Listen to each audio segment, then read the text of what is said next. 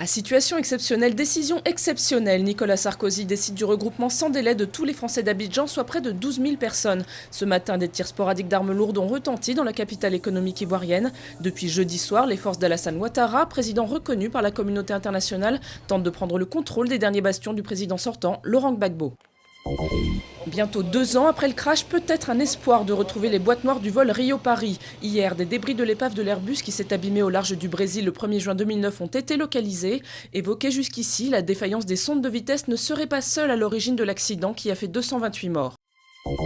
11 500 tonnes d'eau faiblement radioactive bientôt rejetées dans la mer, annonce peu engageante de TEPCO, l'opérateur de la centrale de Fukushima. 3 semaines après le séisme et le tsunami qui ont frappé le Japon, l'opération doit permettre la remise en état du réseau électrique de la centrale.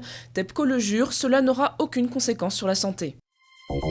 8 personnes, dont 7 mineurs d'une cité de Rosny-sous-Bois, interpellées ce matin suite à l'agression d'un homme de 19 ans à la gare RER de Noisy-le-Sec en banlieue parisienne. Probablement à l'origine du passage à tabac, sa liaison avec une fille habitant le même quartier que les agresseurs. Hier, la victime était encore plongée dans le coma.